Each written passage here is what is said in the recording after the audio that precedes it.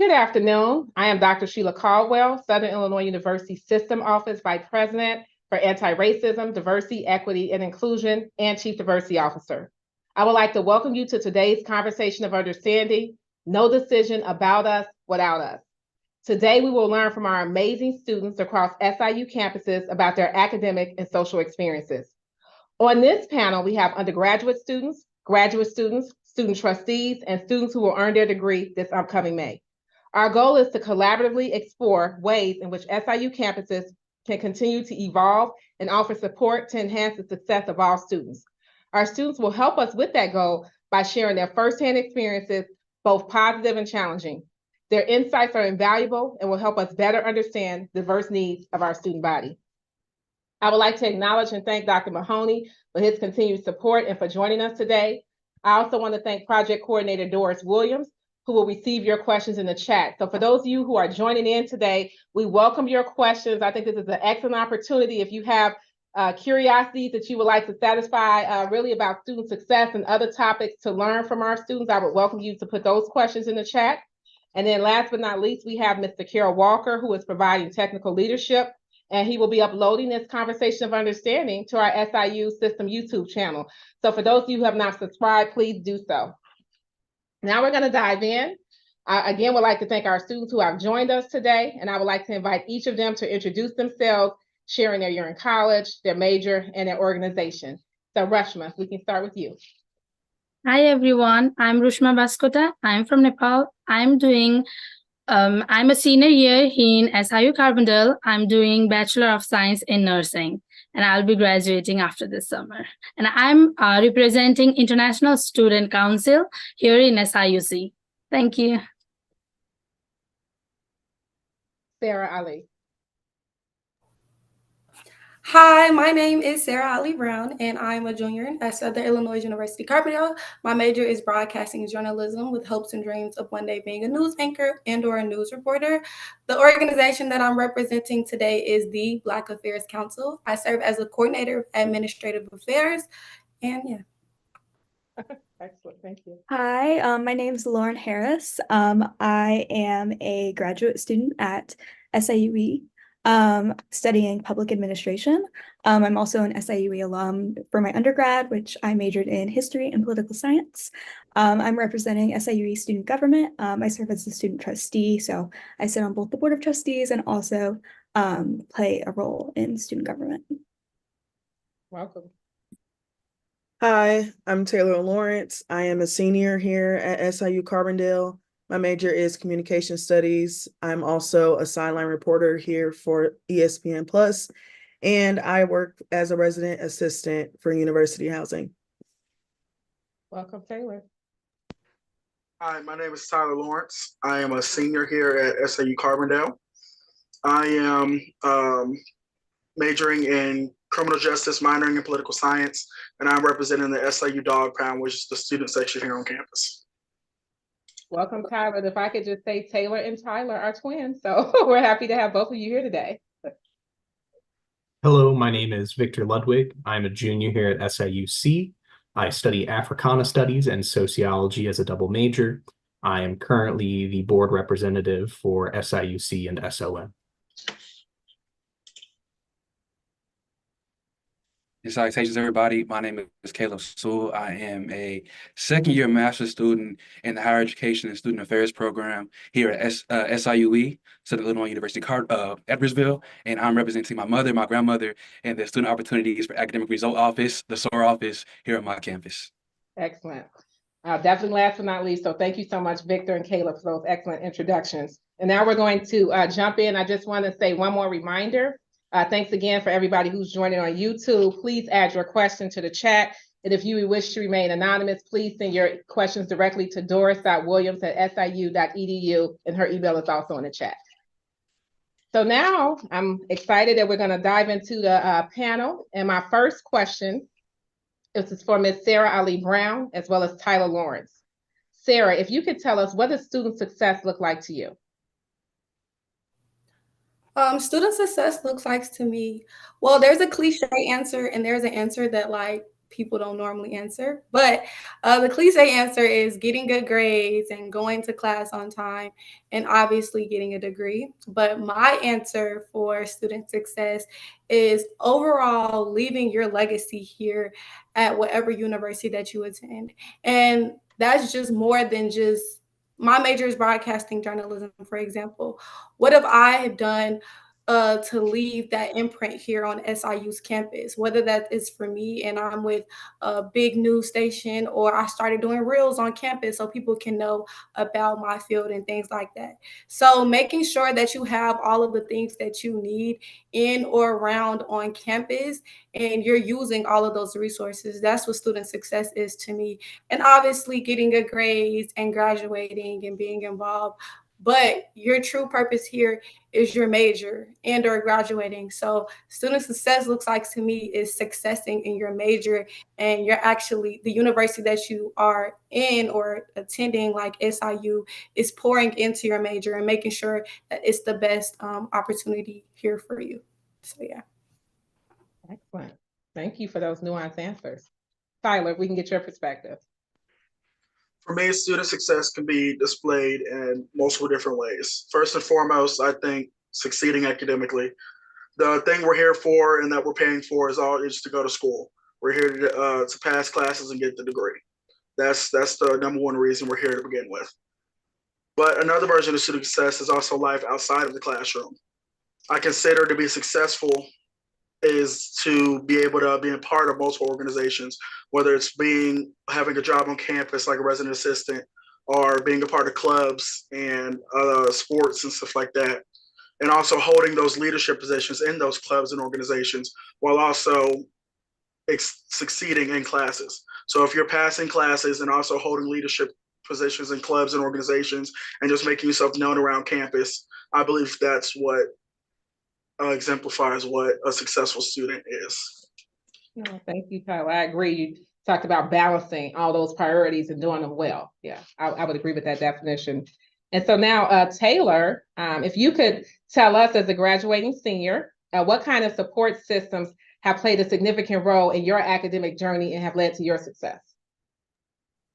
Yes, I have had the privilege to work for resident housing since my sophomore year, so 3 years now. And I would say being in this position, I was able to meet our very own chancellor and develop a student and mentor relationship with him, and the vice chancellor of diversity, the vice chancellors of equity, like Dr. Bergen and Dr. Frazier. Those are like the people that I look up to, people that I can also count on whenever there is an issue. My brother and I also had the privilege of meeting with President Mahoney last year as well, and he got to know us on, a student level as well. This has helped me because, whenever there is an issue or something that, I would like to see happen or, in regards to change on this campus, like I know who to go to. I know those people that I just named, like they're very supportive. They're not judgmental. They are here to see us succeed, and having those kind of mentors for your 4 years or more in college is very nice. And I'm glad that I have gotten the privilege to know them as well.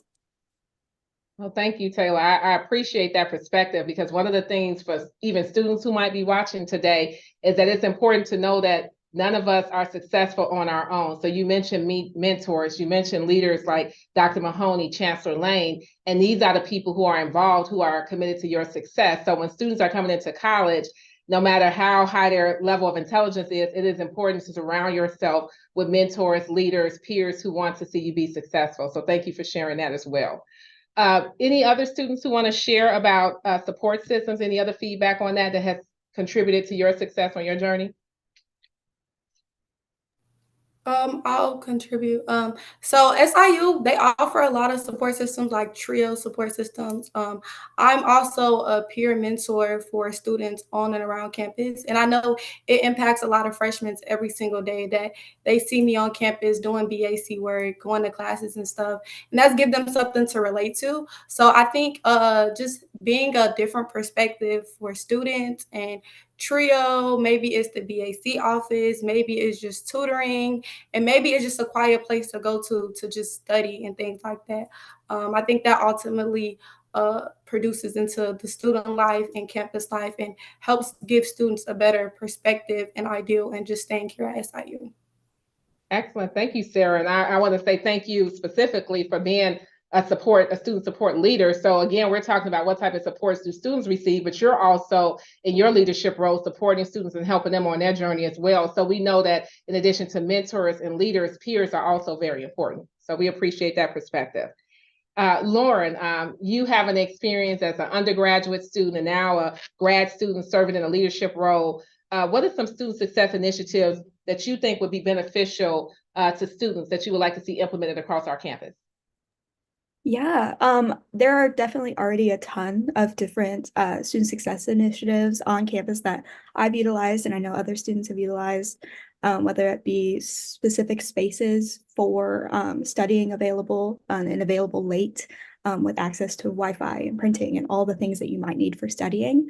However, something that I would like to see implemented is kind of a more diversified way of learning. When I was 21, I was diagnosed with ADHD and learned that I don't really learn the same way as everyone else. And kind of adjusting to that has been definitely a learning process, being that I've been learning for 21 years at that point, and now I need to kind of learn how best to learn for myself. So I think that if there were more, whether that be in like tutoring sessions or supplementary instruction sessions, having different ways for students to learn so they can kind of choose what works best for them and make sure that we're catering to a wide variety of learning styles.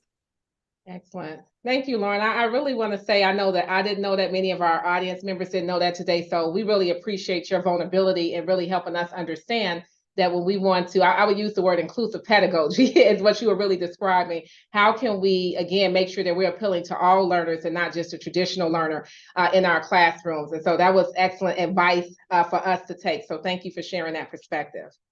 And now we have our next graduate student, Caleb. If you could also, again, talk about your perspectives here and maybe share about not just initiatives, but also what can the college do to foster a sense of belonging among students as well? Thank you for that question. I think one thing I think about oftentimes, right, is in coming into our institutional spaces and environments are that these are historically white institutions, right, and environments for us as marginalized students. And so oftentimes something that I'm seeing are students in our office ask, right, or where are places for them to go on campus outside of the office, right? And so one thing that's been beneficial, that was beneficial for me in undergrad was having a space like a Black Culture Center on campus, right? Spaces of inclusion that are centered on identities that disrupt, right, the everyday experience for college students that are like, cis heteronormative white spaces on campus. And so one thing that I think about is, initiatives and resource centers and spaces that disrupt those things to make sure students are feeling included, but also that make sure that we know that students know and feel supported outside of just academics.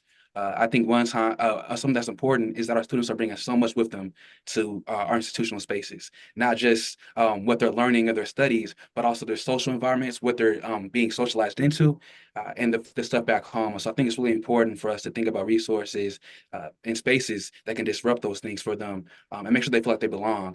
Another thing I think is important that we know is important is the increase of diverse faculty and staff. That's something that I've definitely benefited from in my graduate program, particularly in our higher education student affairs program, is having faculty who care deeply right, about our experiences as marginalized students, as marginalized folk on college campuses, won't also lie to us, tell us the truth. And so I think about those things that are important for us as students and also faculty and staff, right, to have those spaces and have people who are with them who can tell the truth and also fully love and care for them with all the identities that they bring to the table. Excellent. I just want to say, Caleb, I know you're interested in higher ed, and I hope you do that because you already have the recipe for success. You've given us a lot of good feedback. And I just wanted to just kind of point out some things that I heard about your comments. Looking at students as whole individuals, you talked about not just their academic, but also their social, emotional aspect, and really catering to all of their experiences as much as we can on our campus. So I think that's important too. You're students, but you're also a whole human person that needs to be tended to as well. So that was a great feedback. Also, just increase the diverse faculty. I think it's worth noting that we have just such an excellent example under the leadership of Dr. Minor, of Chancellor Minor, Dr. Harris, Dr. Patterson, just the work that they've done, Dr. Harold Ramsey, that particular pilot with the Black Scholars Initiative on your campus. That's just an excellent example to the nation of what's possible when you surround students with peers and study materials and curriculum that they can see themselves reflected in. And as a result of that, I said all that to say that they saw a 10% increase in retention rates for African-American students, a 4% increase for Hispanic students. And then we also looked at retention across the board and saw that all students benefited from that. And I think it's important to say that. I'm not going to take too long to get on my soapbox, but we do know that diversity is under attack right now.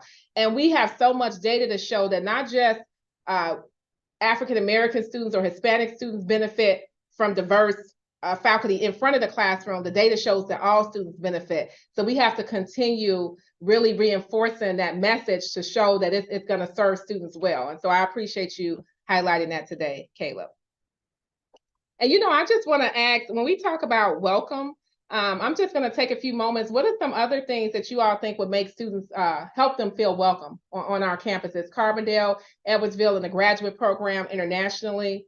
Are there any things that we could do to increase welcome and belonging on our campus? In my opinion, I feel like what will increase welcoming on campus is allowing these student organization groups. So maybe it's HSC, maybe it's International Student Council or Black Affairs Council, allowing them to a table at the orientations. Because when people are with those orientations with their parents and they don't see people that look like them, they get kind of scared and they get kind of turned off and like, oh, I don't want to be here. But if they see different organizations or different students that look like them and are doing the same thing and they've been doing this for 4 years, I think it will give them a sense of belonging and a sense of, okay, I want to be here and I want to complete my time at this university.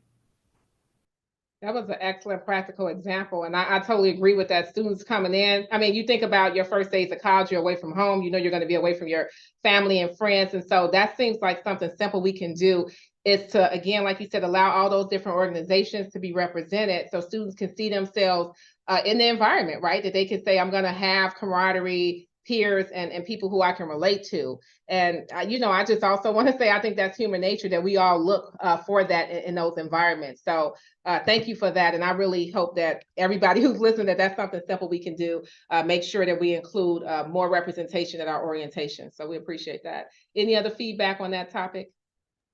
I'll add something. As a resident assistant, and going through the trainings for the last 3 years and being there the first day people move in and when they move out, you are welcomed with parents that, have their firstborn, like letting them go into college and they want that sense of welcome, sense of like their child is going to be okay. So from my position, me and my other RAs, we would, let the parents know, like answer any kind of questions that they may have, or they may not even feel comfortable of like asking like our housing director about, because it is a stressful day. So some people may respond in a way where like, you will be like, oh, wait, whoa, like, hold on. But we will come to them and be like, your child will be okay. Here's my number. If you want to reach out to me, make sure your child is logging into the GroupMe, checking their emails. Like we will just provide any advice or any guidance that they may have to know like their child is going to be okay, especially, and it's very important, as a freshman, being a freshman in college. Thank you, Taylor. I appreciate that leadership. We have the president here, so he said your check is in the mail. No, that was just great to see you, again, as a student leader, really reassuring students, like you said, that you can trust us. We're gonna keep them safe, keep them, comfortable, and that they'll be able to build those relationships and really fit in, be able to fit in and have a sense of belonging. So thank you for sharing that. That's excellent. And just again, we're saying again how it just takes so many people to do this work. So we have the student peer mentorship, we have the RAs, we have, the presidents, the chancellors, just all the different people, the staff members on campus who make this a success. So again, I think that's another message that we're seeing. It's going to take everyone on our campuses to ensure student success. So I appreciate you reinforcing that. And now if I can go to Victor, if you could just share with us, what ways do you think the college can improve flexibility? We've talked about different ways to improve student success. So let's kind of narrow down, like when you think about course offerings, what are some of the things we could do to help students achieve their educational goals, specifically their scheduling needs? Absolutely. To address flexibility first, in focus, for context, I'm a working student. I work 30 hours a week on top of being the trustee, on top of doing community activism, on top of trying to get an A in every class. And that's hard, it's difficult. And there's really no way to fix that problem because there's a financial reality that I have to have a roof over my head and food in my stomach. And that's a universal for everyone. So when it comes to flexible course offerings and allowing people to get through this experience in a way that works for them, I look to a lot of the conversations I've had with non-traditional students with dependent children, with dependent adult family members, people who have other non-students relying on them, people who have to pay the bills, not just for themselves, but for everyone else around them in their household and their family. And what they need is they need a way to get through college in that 4-year time frame because it's high stress enough. And I think a solution for that is available and affordable summer courses that allow students to accelerate their 4-year period further. This can be achieved through distance education expansion, through asynchronous class expansion, both in the summer and during the regular term, that allow people to navigate their complex schedules. That way they can actually get the courses they need in a timely fashion, in a way that fits how they want to learn, and in a way that does not diminish quality. Some of the other things that may be useful to move a bit away from flexibility and more towards reaching academic goals is to allow for more exploration without having that cut away from the student experience, from affordability, from the availability of what you need. We need a way for students to explore what they want to do, to decide what they want to pursue, and to reach those goals. And I think introducing proactively designated pass-fail courses to where you can, at the beginning of that term, say, I'd like to try something. I'm not sure if I'll do well with it. And if it goes well, you can pass. And that can be a chance for you to explore. And if it doesn't, you can fail and you won't take a hit on GPA so much. And while that has to be administered by competent academic advisors, I'm sure we can do it. And that's one thing I'd recommend, just so we can expand exploration in an academic journey, because there's so much to learn. There's so much to learn on these campuses. We have amazing faculty who can teach us so many things. If I didn't have the resources to explore, I wouldn't have ended up studying Africana studies. I wouldn't have ended up studying sociology. I probably would have just done the history degree that I didn't really want to do. And so exploration is something that we need to allow for. Some of the other things that we need to do, I've got a laundry list here, so forgive me, but but we need to instructors need to lengthen the windows in which homework can be finished. Quite often I get an assignment on Monday, I have to have it done by Wednesday morning. Doesn't work like that. I'm too busy. I get to campus at 8, I get home from work at about 8 p.m. and I do that most days of the week. It doesn't work, and it's not my fault that I can't get that done. I still have to sleep and eat and have something of a semblance of a social life, so I'm told. But that's some of the things. We need a wider array of support services that are open at more available hours outside of just the standard business day. We need times for students to reach out to faculty in person outside of the regular business day, because the regular business day is when people work. That's why it's called the regular business day. So yeah, I think that's some of the things. There's a lot more we can do. We can add uniform procedures for absence related to bereavement, medical complications, mental health. We can add things like that that don't interrupt people's educational experience so drastically as a medical withdrawal would. We can standardize some of these procedures in a way that's predictable so people can plan around them. as opposed to having the university run right over the top of them in the process. And that's what I'd like to see, and the laundry list goes on, but I'll save that for another time. Well, I'm gonna ask you, can you send me a copy of the laundry list? I'll do my best. I'll cut it down to 5 pages, and I Oh, think no, we can yeah. get through it. However, whatever's the easiest way to transmit it, because I think you gave some very valuable input. But one of the things I wanted to actually harp on, because I know people's ears probably went off a little bit when you mentioned just lengthening the window for homework time. But there have been studies done, and I think it's interesting. You're not alone in that comment. And again, it's up to professors to do with some of the information as they will. But it's that 42% of students would like more flexibility with not just homework, but also attendance as well. It's just different ways. There was another study that said 66% said that they would also like just felt like that the instructional delivery, and again, that kind of went to one of the comments that Ms. Harris made, just that they would like to see that delivered in a different modality that would include all students as well. So again, as we're listening to this information, there's data to show that what you all are saying would be helpful to our overall student body. I think also, before we move on, Victor, I just wanted to say, from what I've observed of you, you are, excellent in every way. So to know that you're working 30 hours and that you are also a trustee and you're just trying to keep up with all of these different responsibilities, I commend you for that. But I also want to say that we have so many other students who are in your shoes as well, who's doing the same thing. And we have to look at students holistically and really think about our goal is to help you reach your goals. And so thank you for giving us very practical solutions to do that. So I appreciate all that feedback and look forward to that laundry list. Okay, thank you. And now we're going to move on. Rushma, if you could just really talk to us. We're very pleased to have you here today as well. But coming from an international perspective, like what were some of the surprises or challenges you faced when you transitioned to SIU? Yeah, thank you for the question. So transitioning from high school to college posted several surprises and challenges that goes to everyone. So, but I wish I had been prepared more for it from being international. So one significant aspect was the cultural shock I experienced as an international student from Nepal. I'm from a distinct background and culture, particularly I'm from southern part of Asia. So adapting to a new educational system, social norms, and cultural dynamics require a considerable adjustment period. It was a crucial to navigate through unfamiliar territories, while staying true to my identity and values. And also for classes and all, it was a total new environment for me. For cultural wise, it was a total new environment for me as well. So the academic rigor and expectation in college demanded a higher level of self-discipline and time management that I had anticipated. Overcoming this challenge required openness to a new experience, seeking support from peers, faculty, and campus resources.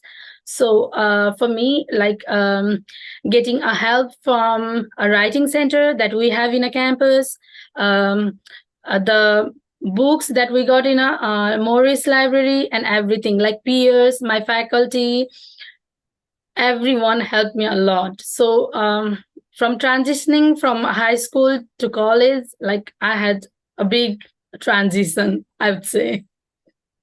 No, yeah, thank you. And I appreciate you hanging in there, because not everyone perseveres. But I do want to point out that oftentimes when students come, they really do have that educational and academic barrier. But like you said, when we think about our international students, it's a whole different culture. And that's another layered experience. So you have to deal with the education aspect as well as the culture. And that could be a lot. Again, you're leaving your country, you're coming into a whole different environment. It's probably one of the first times also that you're away from your parents as well. So these are some of the things that we need to consider and really think about how we can elevate and enhance student success for our international students as well. Yeah.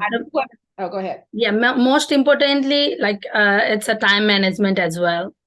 Yes. And I want to say that I think that regardless of what country, the time management, the self-discipline, that is something that all college students, it could be new to them, and it's something that they have to learn to strengthen and adapt to when they come to college campuses. Caleb, what are your thoughts on that as well, as far as transition and some of the challenges you had to overcome? Yeah, definitely. Thank you. The first thing I was food.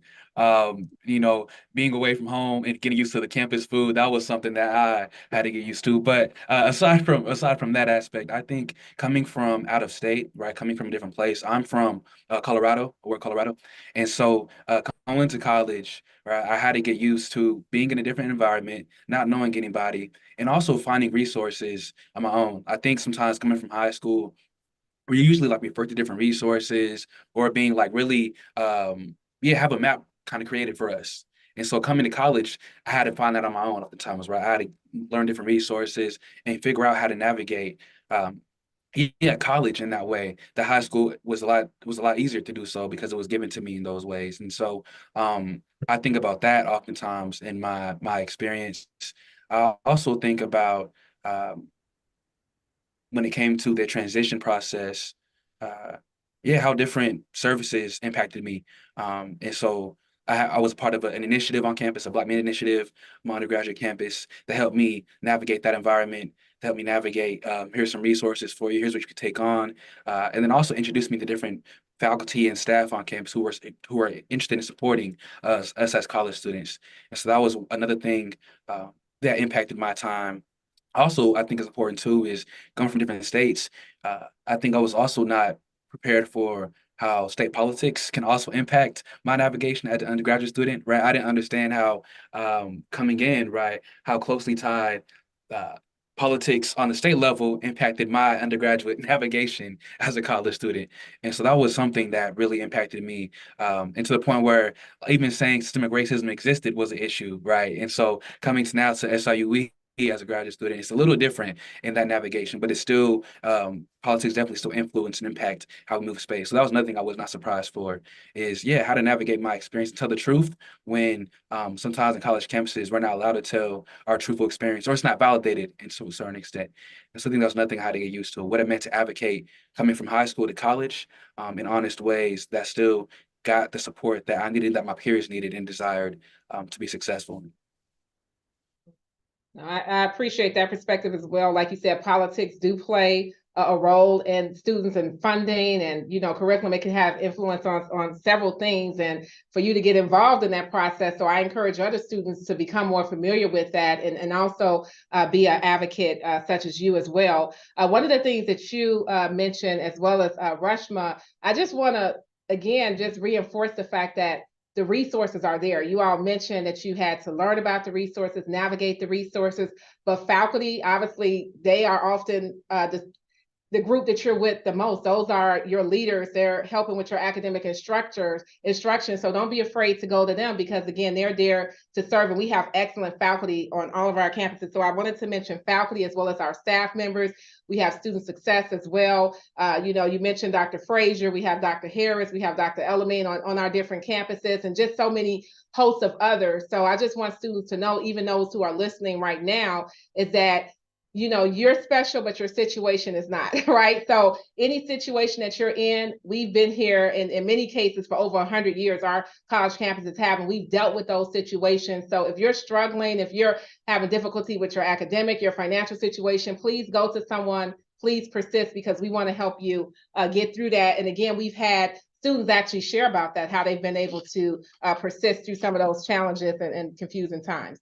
Rushma, if you can. Yeah, I want to add more. Like there is a international office as well, Center for International Education, where international students could get help. Dr. Elaine Conrad is there to help, and Peter Lee, he's the director from the international office. So there are a lot of resources for domestic as well as international student. Thank you. I appreciate you adding that resource as well. And again, we have those resources. I think Sarah Ali Brown, you mentioned the Hispanic Center, you mentioned the Black Affairs Council. So we have other organizations that cater to different students as well as our Asian students, our Native American students. So any of those groups, we definitely want to make sure that you are feeling welcome, that you feel like you belong, and that you can achieve your educational goals. So now I would like to really go back to Taylor, if you could share with us, specifically, we've talked about all of these different support systems we have. What have been the key support systems on our campuses at the Carbondale that have helped you on your academic journey? I would say it's not like one specific one. It's more like individuals, like the same individuals I mentioned earlier. Um, they have just been very supportive all around. But like with those individuals, it's not like they just focused on one thing. They focused on everything that, this campus, has.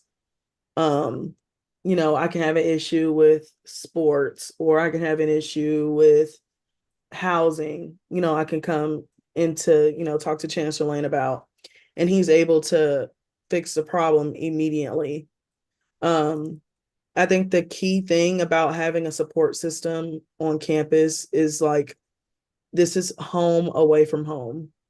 And when you're at home, you have your support system of your parents. And we still have our parents supporting us, but from a distance. We have people on campus like the chancellor, President Mahoney, people within housing that aren't afraid to say like, hey, we're here for you. Like, just let us know anything. And they will literally help us out. It doesn't even necessarily have to be a problem. Like when I started being a sideline reporter for ESPN Plus, the chancellor acknowledged that without me even telling him. He reached out. He was saying how proud he is. Even though I was nervous, he just, told me like just to keep working hard. Like it could be a motivational thing. Having your accomplishments be noticed without you saying like, oh, by the way, I'm doing this. No, like he noticed that on his own. So I think that's also a huge plus. Oh, excellent. I'm glad we circled back to that because we got even more good information. So thank you for sharing that. And again, like you said, we have people who are going to encourage Chancellor Lane. He's a encourager and he wants to see students be successful as well. So we talked about the individuals who have helped students achieve success. Sarah, if you can talk to us about different campus activities, what are some of the co-curricular activities that have also contributed to your journey of success? Okay, hi again. Like I stated before, I serve as the coordinator in administrative affairs for the Black Affairs Council. And then I also serve as the vice president of student affairs for undergraduate student government. I was the chief of staff for undergraduate student government. I was a reader for the visually impaired for WSIU. And I also serve as our school's content creator. So I make TikTok videos for the university. I make Instagram videos. I just do things to help uplift the university. So, I mean, I think in what's most important for student success, especially with student organizations, it gives me the motivation to stay in school. It gives me the motivation to keep my GPA at a high GPA. It gives you the motivation to touch so many students around me.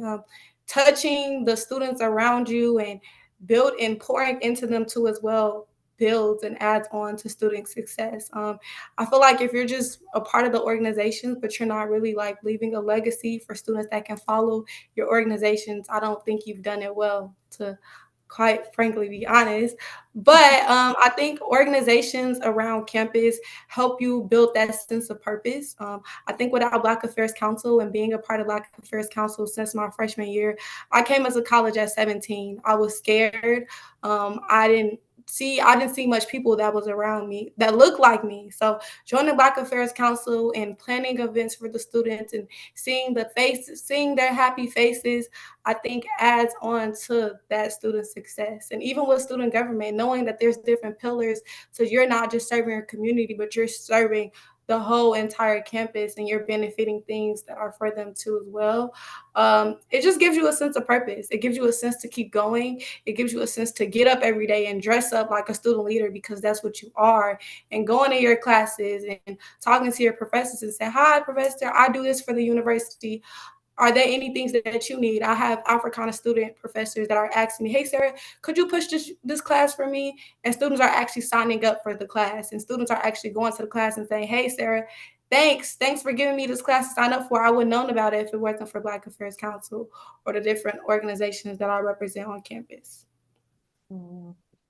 I just want to say, whew, you do a lot in a great way. And I really appreciate how you talk about how students can have a positive influence and even also, like you say, serve their fellow peers as well as the professors as well. I do want to make a point as we listen to all of the activities that you're engaged in, and you speak about leaving a legacy and being a leader. It may sound counterintuitive to do all this. Like, okay, how can I keep my grades up? But we have data that shows that when students are highly involved in at least one activity on campus, those are the students who are more likely to graduate. They're more likely to have satisfaction with their courses and also just the overall campus community. So I do want to stress how it is important to get involved. It's not just the educational or academic aspect of it. It's also what you do outside of the classroom. And I do think it's important to say that we also have data to show that students learn a lot more outside of the classroom as well. So all of those activities, again, are going to help you leave the legacy that you want to, the great legacy that you want to do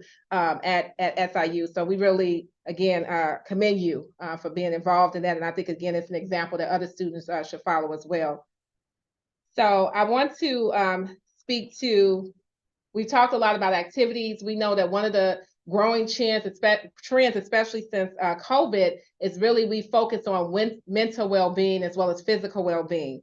And so I would like to talk to Lauren about how do you prioritize your mental and physical well-being during the academic year? You did it as an undergrad, now you're a grad. How do you balance that and make sure that you're healthy and well-rounded on our campus? Yeah.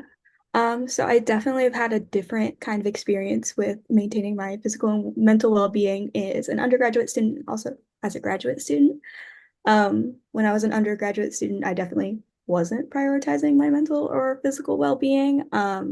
I was spending, like, SIUE was my life. Like, I definitely threw myself into student leadership and I let it kind of take over my life.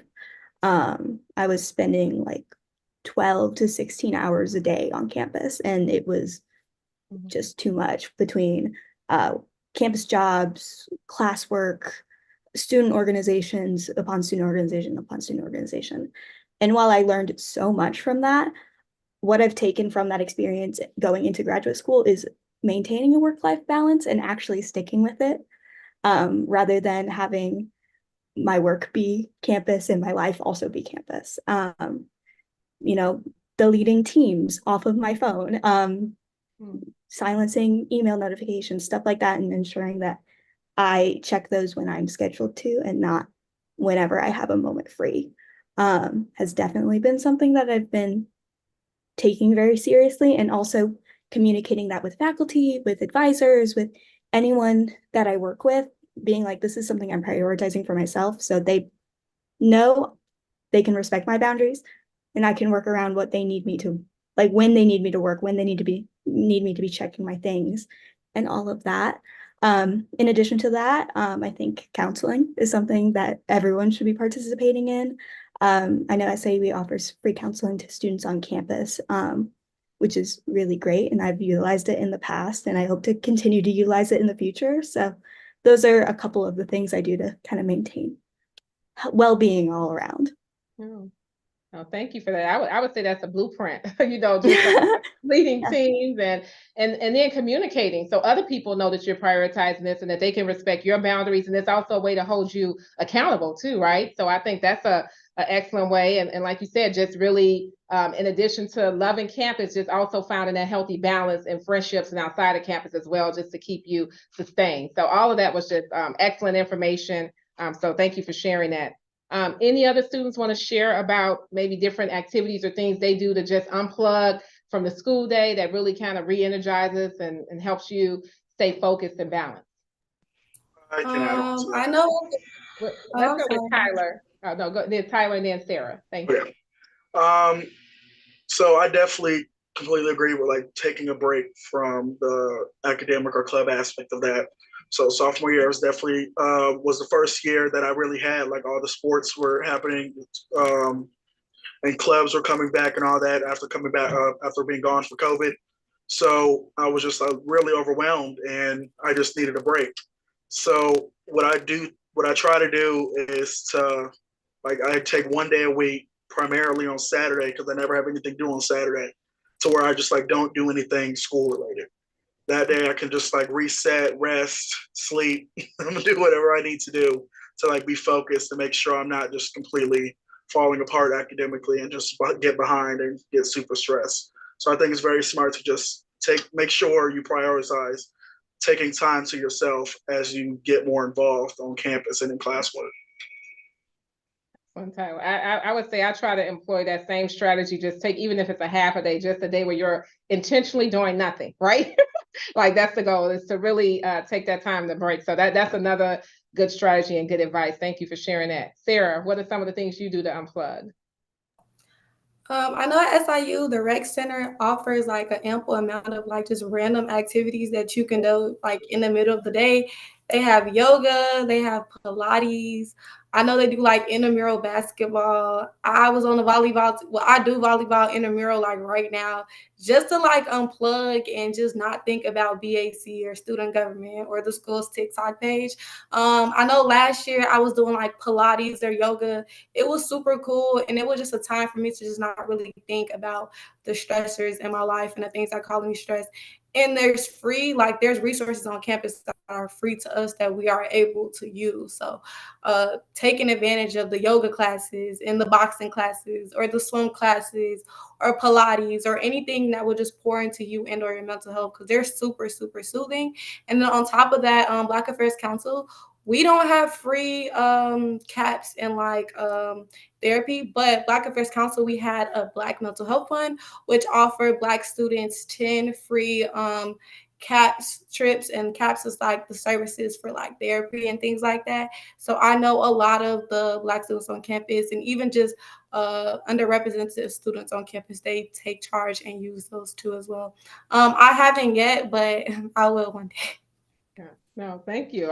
You are a host of information, so I appreciate you always sharing excellent feedback. But the one thing I wanted to just emphasize is I know that when you leave the college campus community, if you want to pursue counseling, that's something that you likely will use your employer to do, or you'll have to pay for it out of pocket. If you want to take advantage of yoga or Pilates, typically you're paying for those things. So I said that to say, while these services are nearby and available and free, I would just highly, again, reinforce what Sarah said and encourage you to really take advantage of all of the well-being services that we have available on campus for students as well as faculty and staff.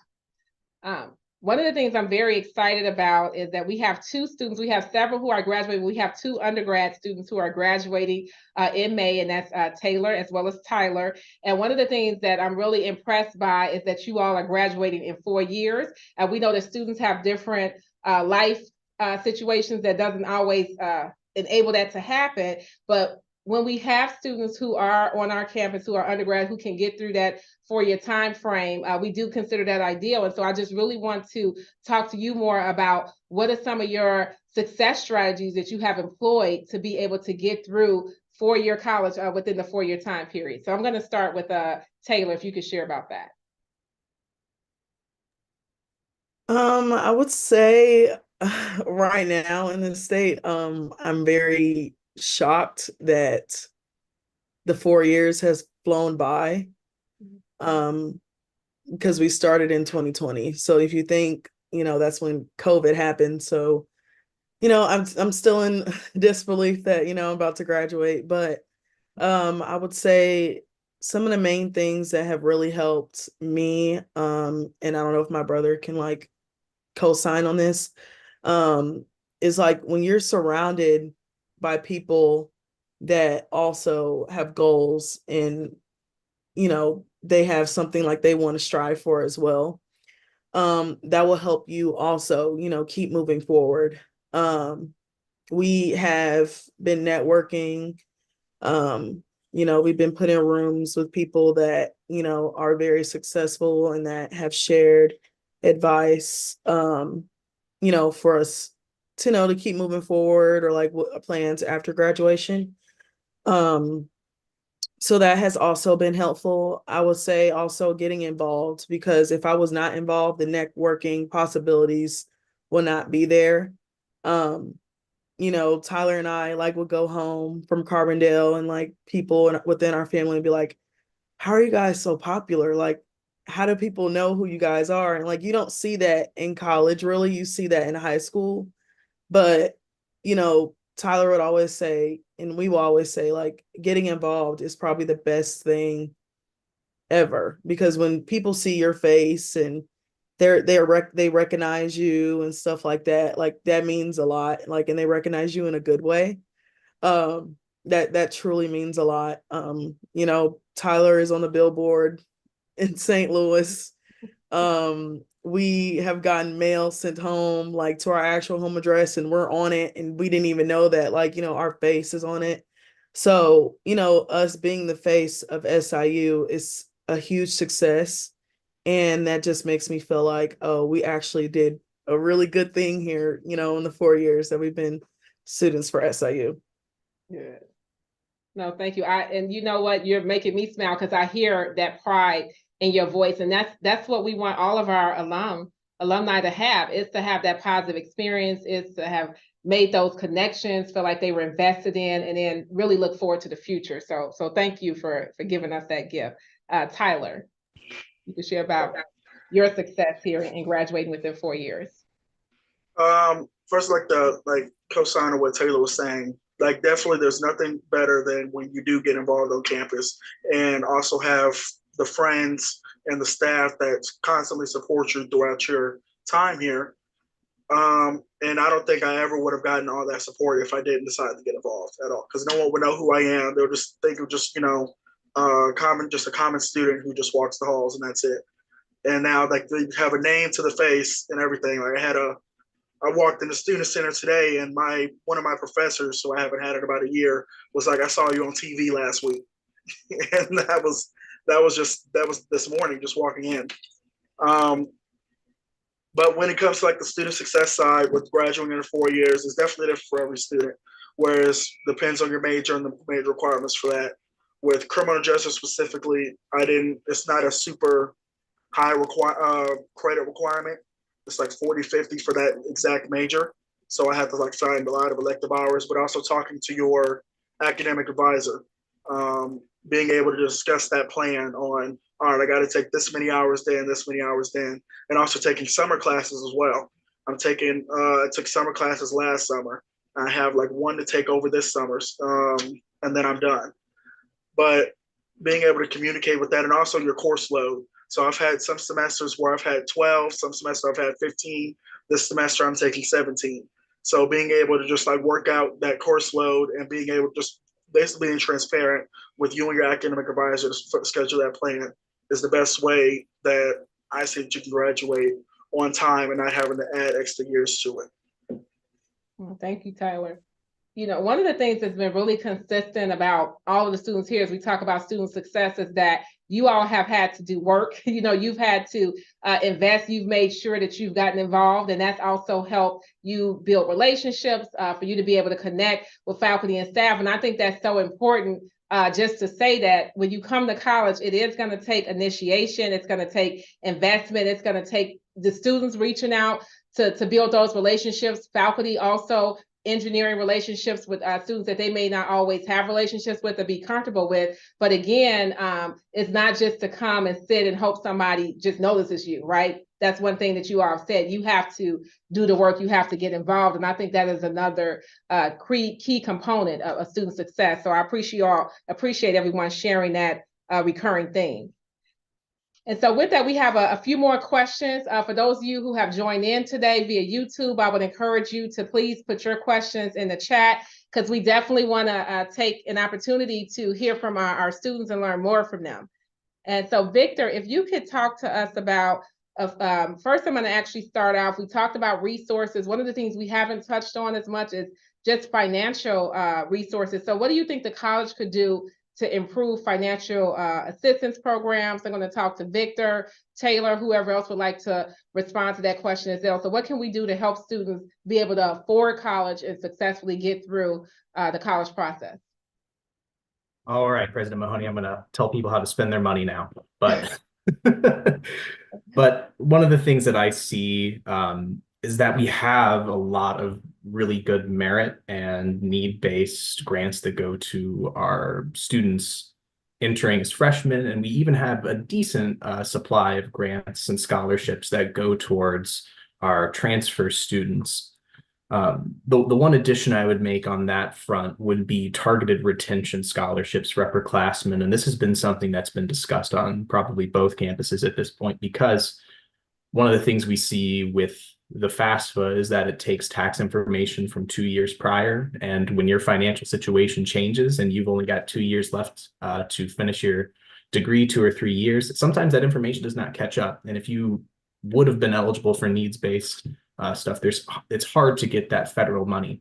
And so when financial situations change for students as they're in their junior year and their senior year, it would be good to see some way for the university to step in and acknowledge that in the way that the federal government can't. It's too big to do it. And so I would like to see that, and it would be something that I'm sure would be useful for a variety of reasons, more so than what I just said there. One of the other things that faculty can do is embracing open access educational materials. Textbooks are expensive, and at SIUC, we don't have a textbook rental program that's robust. Outside of what comes through a private vendor, a third-party vendor. And so access to open educational materials saves money for everyone. It supports this Creative Commons that people have contributed to, and it helps students get current information from leading professionals. And so I would really like to see SIU put more into that commons and use more from it. There is a wealth of information there. And that will require that faculty members retool some of their classes to do that, because changing your foundational text will do that, but it's necessary. Textbooks get expensive, especially for some of these specialty classes that we have. I certainly have been trying to avoid certain classes because they have a $200 digital textbook with a web application that you use for homework. That's another $50 every month you use it. And that gets really, really expensive really, really quick. And so we need to, in some ways, kind of return back to what we know of faculty members developing their own curriculum or using curriculum from other professionals in their field that they know contribute to these open sources, and to take some of this homework off of these very expensive homework platforms and bring that back into just a sheet of paper or into their own digital platforms that SIU could help to develop for them. So that'd be something I'd like to see. One of the other things, and now hold on to the wallet for this one, better pay for student workers. We cannot by law increase the amount of hours that federal student workers are working, and they don't get paid enough to pay for their own housing, even if they're on campus. They don't get paid enough for food. They don't get paid enough to support themselves. And while it would be hard to find the money for it, because labor is our largest single expenditure on any college campus, and that is true of SIU system as well. We need better pay if we're going to survive this. I had to choose a job off campus where I'm working more hours to be able to afford the way I live. And I had to pick up more hours, which has negatively, in all regards, has negatively impacted my academic success. There are classes that I got a C in because of the hours that I had to work to pay for things. And so that brings me to another corollary to that, is that we need better pay and less hours. Statistics show that if you're working over 20 hours, you're going to get more DFs and Ws.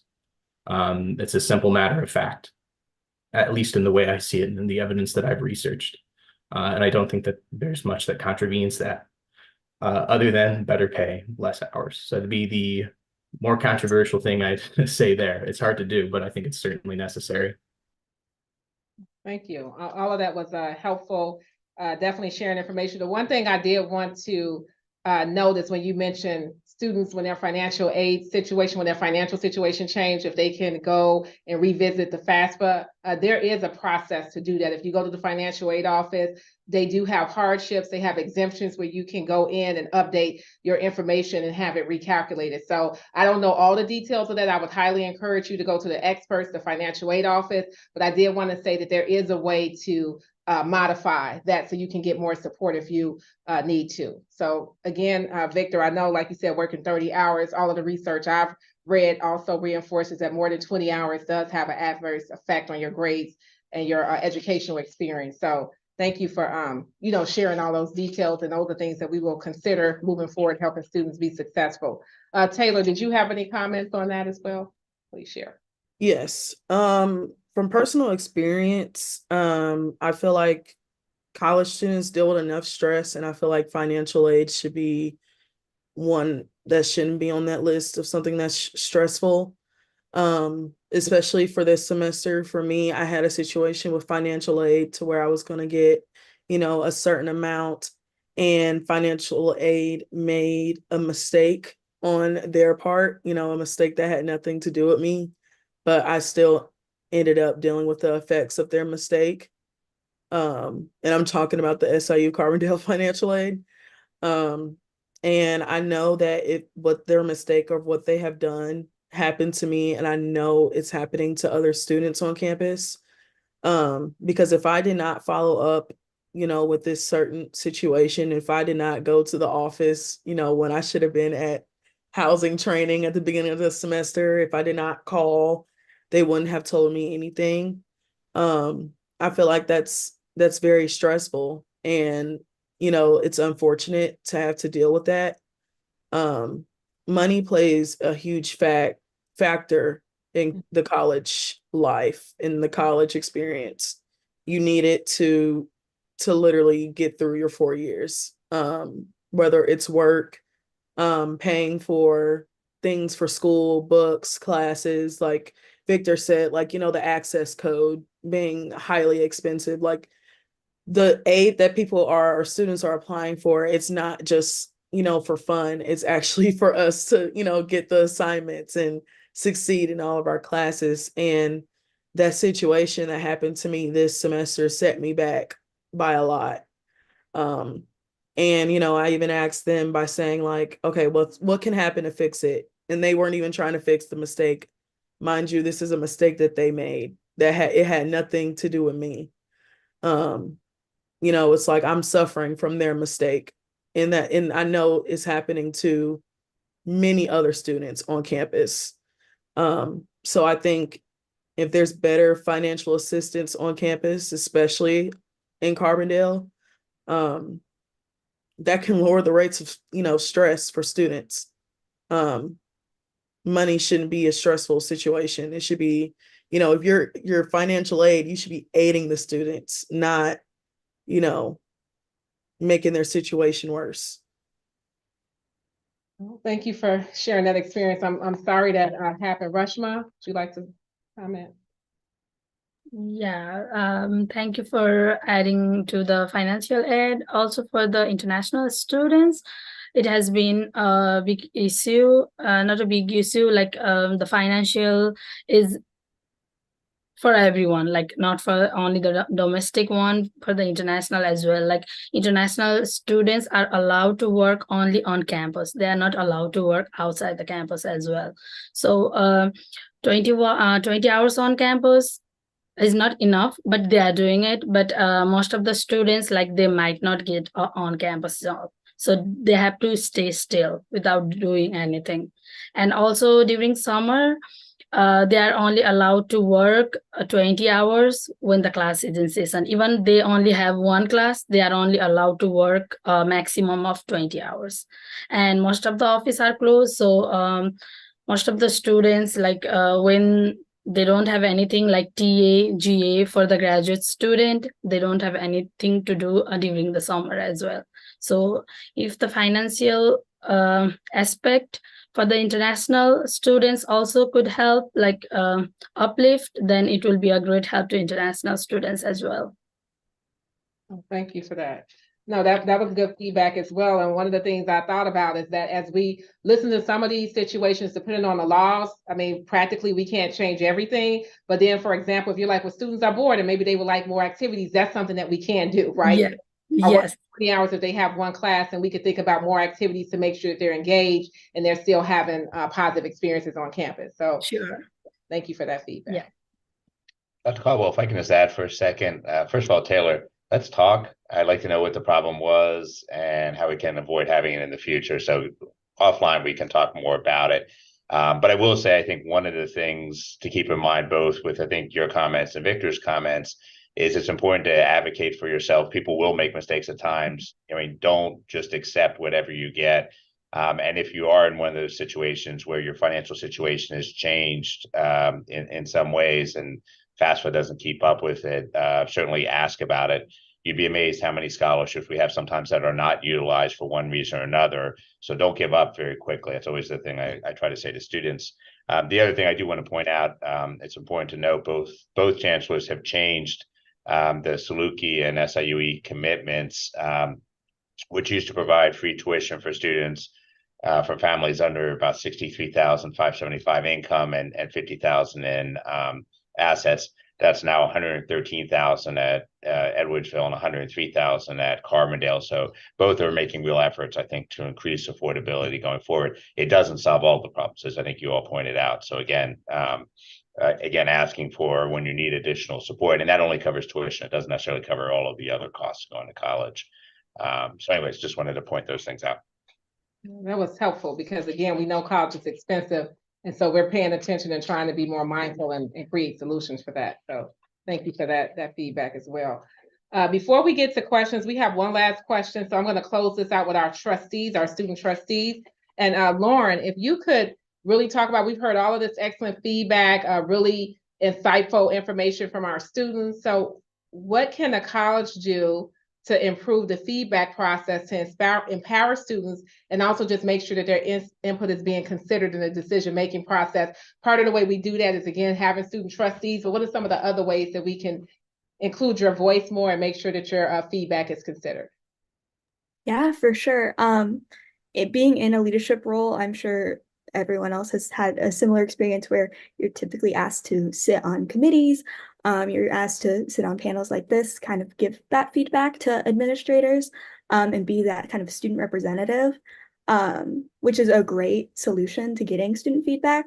However, I think something that we can kind of improve on is, for me and also for other student leaders I've spoken with, it's very apparent when your student feedback is being genuinely heard versus when it's kind of more like a performative thing. Like, oh, we have a student here, we're listening to feedback versus I want to hear the feedback. So ensuring that we keep students on our panels and committees and keeping them involved in the decision-making process and making sure that we're listening to them genuinely rather than just like kind of brushing it aside. Like one example of this is I've been able to sit on a couple different search committees, which I love doing. If anyone needs a student for a search committee, I'm your girl. And I can always tell with a candidate, if I ask them a question, are they talking to me like a peer or like talking to me as a student at the university, or are they talking to me like a kid? Which I'm not. So I don't tend to appreciate that. And that's something I definitely try to note in my feedback, because we want those people that are genuinely interested in talking to us as peers rather than like people who are learning and just like students.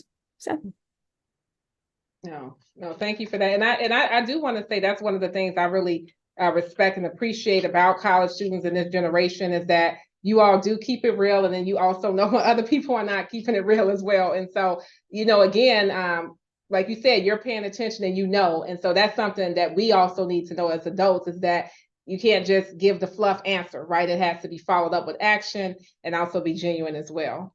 So Victor, what are your thoughts on that as far as empowerment and feedback? Yeah, I'd like to continue on the same thread actually, because the way I see it is currently feedback follows the formal route in one of two ways. The first way, a student on their own directly approaches, emails, communicates with the decision maker or someone who reports directly to the decision maker. And at that time, usually they're not given some definitive answer of we will solve it in this way and here's how, because it's that you can't do it. It's hard to do that, especially with such a large and slow moving at times institution that you have to work within. And so that's not necessarily a solution for how feedback should work, because there's no way for students to have accountability with that unless they keep roping in more people. That's something I do all the time. I CC everyone. And that works, and it gets more eyes on the problem that you want to discuss and talk about. But quite often that's a lot of work for a single student to undertake. And there's no way for a single student to really hold accountability to the decision being made, whether it's in their favor or not. And when the favor is not made and when the decision is not made in their favor, there's no real accountability to get that through without just trying to further push things up the ladder. And sometimes that doesn't work because there's no more ladder to push that up. The second route, to get back to that, is through student government. And we have different layers and levels of student government at the graduate level, at the undergraduate level, and then with the trustee position as well. But these are limited in number. These are a limited amount of motivated students who want to do this work to advocate for themselves, for others, and for those they don't know. And an individual student could fill that role, or they could communicate to someone in that role, but still that's not a guarantee that anything actually gets solved. And the same problem emerges to where students don't have decision-making power outside of electing representatives that still don't have decision-making power. We can have a voice at the table. We will be listened to, but will we be heard? And will people actually follow up with that? Because I've given this laundry list of different things I have to a lot of different people. But I doubt that before I was in the trustee role, any of that ever went up the ladder. And I can tell you it didn't, because I'm currently not, as a trustee, voting on some of the same problems that I identified to people earlier on in my academic career as a freshman and sophomore, because I've been doing that in the background for quite some time. And so I see two solutions to this. One is that we further educate students to be able to rhetorically convince people to do what we want them to do. We educate them on all of the different constraints and the complexity of higher education. We tell them all about the political environment of Illinois and how that affects state appropriations, how that in turn affects our ability to recruit and retain students. And we explain all the things that I learned when becoming a student trustee. And we hope that they use that, or that we can find ways to give students autonomous decision-making power, to where they don't have to fight a power structure, to where they are the largest constituent body, but with the least amount of decision-making power. It feels infantilizing because we have graduate students and we that are, a week away from a PhD status, let's say, that they're about to defend their dissertation, be done with the whole thing, that have the same amount of power as a first day freshman. That's all they have is their authority as a speaker. All they have is that people trust their wisdom. And in this country, there's ageism both ways. Young people aren't trusted for that. And for some reason, for good cause, because we don't understand it. And some things we don't understand because we've not been educated on it. And I've done my best to be out on the sidewalks every week to try and educate students about what the Board of Trustees is, what makes SIU work, what some of the big problems are. But when you're only here for 4 or 5 years, or even 2 or 3 years as a graduate student, you have the shortest time window with which to affect change. And you often don't see that change become realized. I simply hope that in my time doing this work that we're just slow to change, and that finally someday some of my concerns will make it up the ladder and will be decided on for future generations of students. Well, thank you for that honest and reflective feedback. It is something to ponder. So I will say that. So thank you for sharing that. So this has been very beneficial, and we had this conversation because we wanted honest and real dialogue from students. So I thank you all for being transparent and being consistent in that way. We have about 18 minutes or so, and we are going to get to a few questions. Before we do, I do want to just share a few comments. One of the comments was from a former financial aid administrator who wants to echo what Dr. Mahoney said. Again, we just want to reinforce, if your financial aid situation changed, please go to the financial aid office. We do understand that Taylor had challenges, and so we appreciate you sharing that. But again, we do want you to know that you can go and make an appeal, and we have scholarships. And also, again, like I said, your expected family contribution can change depending on what the financial aid formula decides. So wanted to reinforce that as well.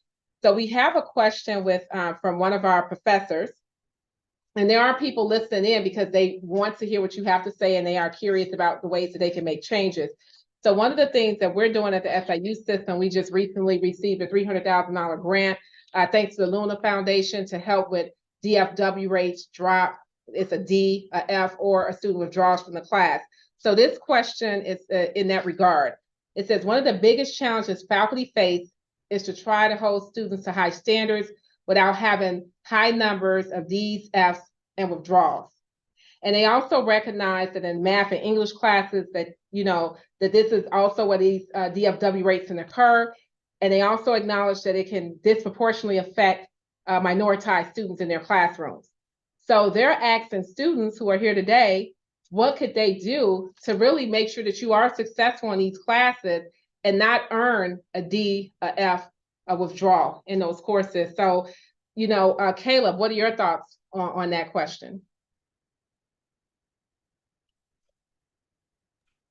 Yeah, thank you. So I think one thing I'm very fortunate to work in the SOAR office, and we have Black Scholar experience. And so seeing students engage with Dr. Howard Ramsey, Dr. Ramon, Dr. Cindy Reed, right, and the English courses, and see students actually participate and do well in those courses is one, right, a belief in the students that they're teaching. And then also engaging with students, not just in the classroom, but outside the classroom too.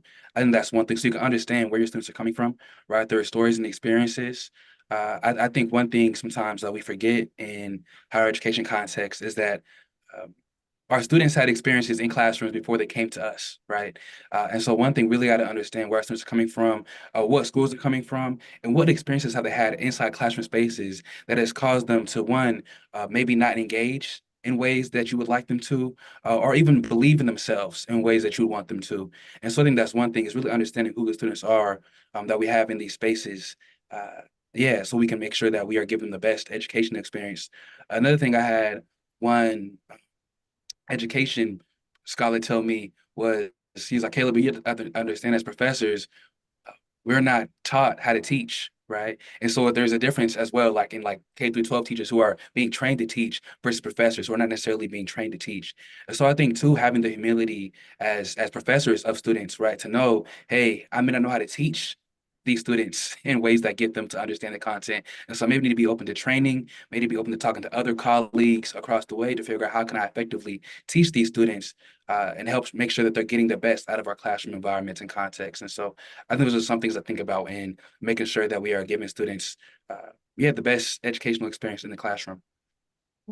Thank you for that. And again, just what we were saying earlier, you had that conversation with the faculty, man. They saying this is how our background is. They get some aspects of learning how to teach, but mainly research, right? Innovation, producing new knowledge. That's what a lot of our instructors, that's where they excel at, that research and that scholarship. And again, with the teaching, but I do want to say that the grant does permit for that. We are looking at specific professional development on fostering belonging, inclusive classroom strategies. So we recognize that even though our professors are strong in some of those ways, that we can always grow. And so that's part of what the research is saying. Lauren, what are your thoughts on that as well?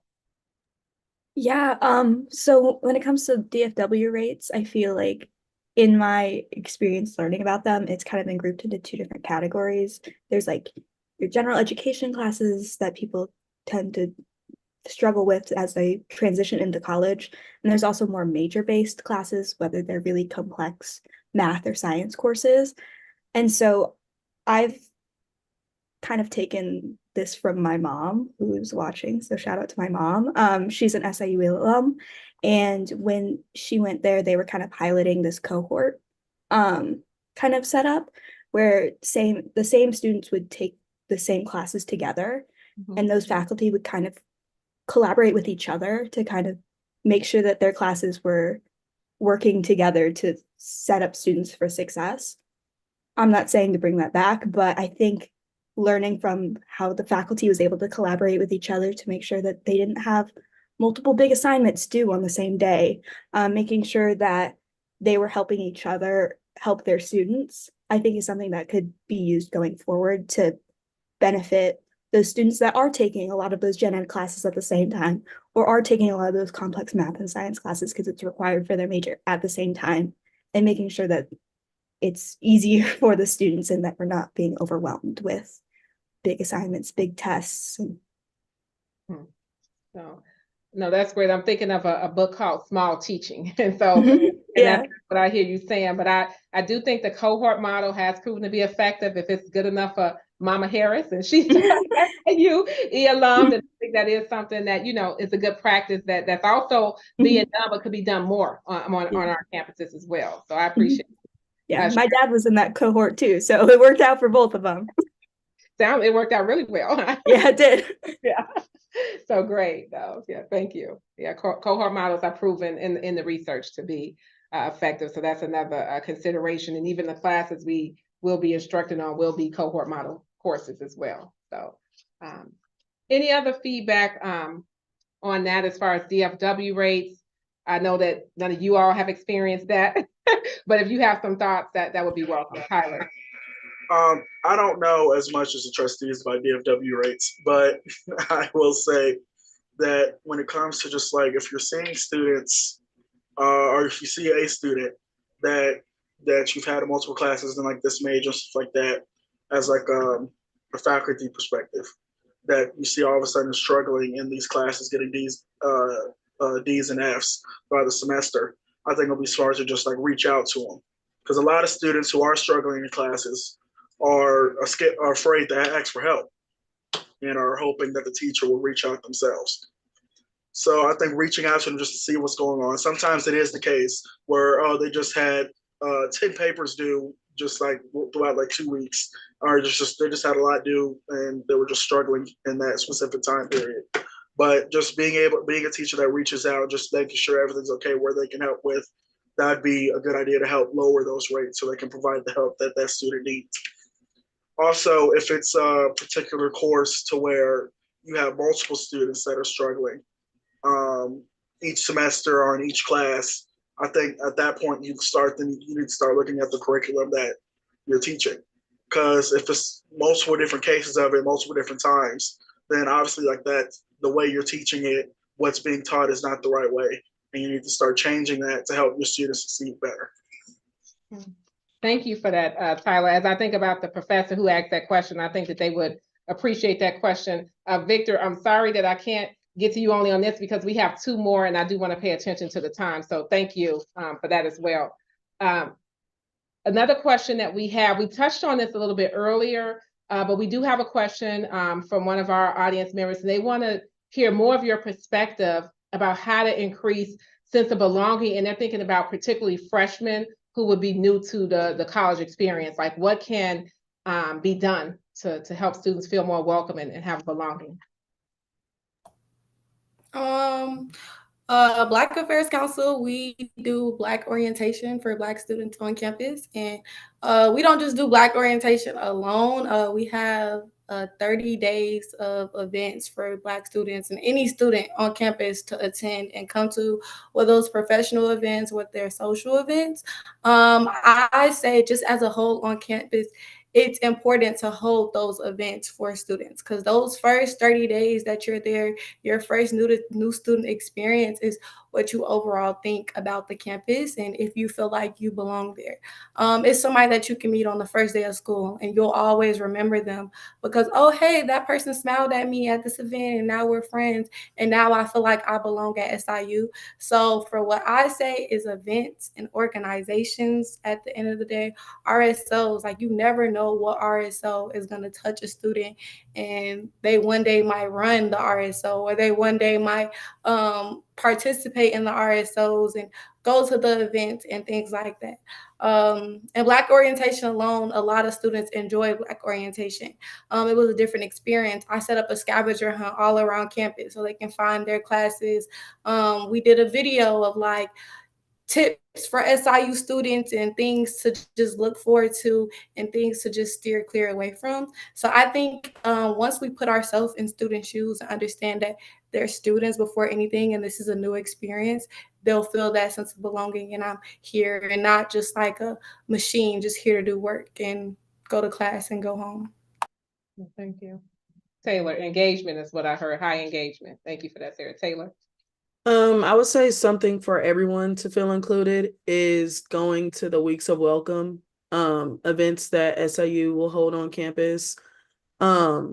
These Weeks of Welcome events shows you like, things within athletics or things that, the campus may provide with you. Like I know with working with housing, like we have to take our residents to these events. So they also have like a sense of inclusion. Like my favorite event for the Weeks of Welcome would be Light Up the Lake, which if you guys aren't familiar with the Carbondale campus, we have a lake on our campus. And around the lake, there's volleyball, rock climbing, there's music, things of that sort. A snow, I don't know, it's like a snack machine. Anything like that, and that's like a good gathering where you can see everybody that lives on campus and make new friends, especially when you participate in these events there. I know our chancellor has a welcome fest, like a luncheon. I know the first year when I was working with housing, his was like outside of Morris Library. So when we would have to take our residents to this event, we can show them like, hey, this is where the library is. Show them like different places where they can study.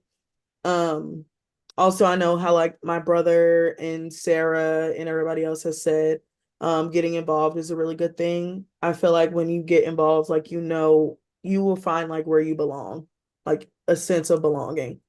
So getting involved with the Dog Pound, for example, I am a member of the Dog Pound, which is our student section for athletics. You can meet new friends there. Like people will literally connect with you because you have a love for sports.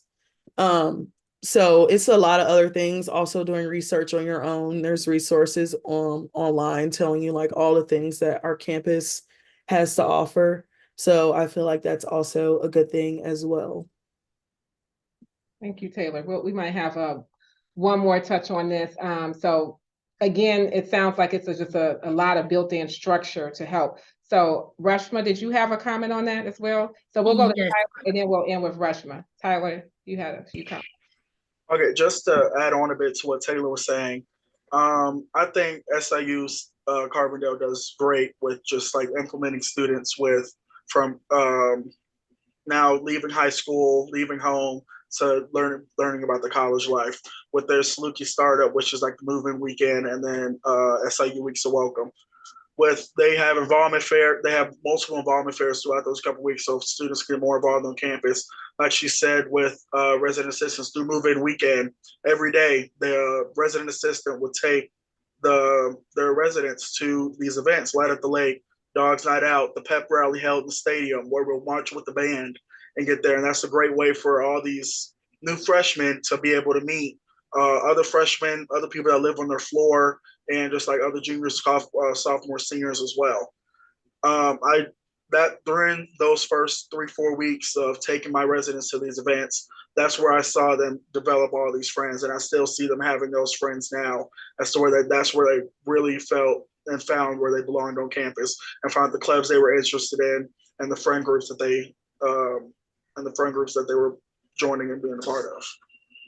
Well, thank you. That foundational year is so important for connection. So thank you for Yeah.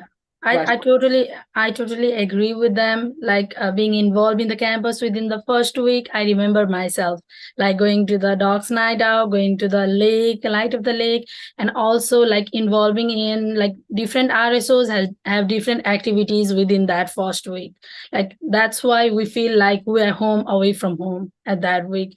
International Student Council has fall games, spring games, like in a rec center, outside games, everything, like getting involvement, that helps a lot for us.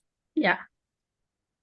So there we have it. Involvement, engagement, start early, your freshman year to really build those relationships. That sounds like it sustains you throughout your time here and strengthens over your time. We have about 3 more minutes, and it's a few comments I think it's important that we address before we close out. There was another question. Do you have workshops on life balancing for students, especially freshmen? Again, that's another concern. And I do know that we have university one-on-one classes where they speak to that. I think that's worth mentioning.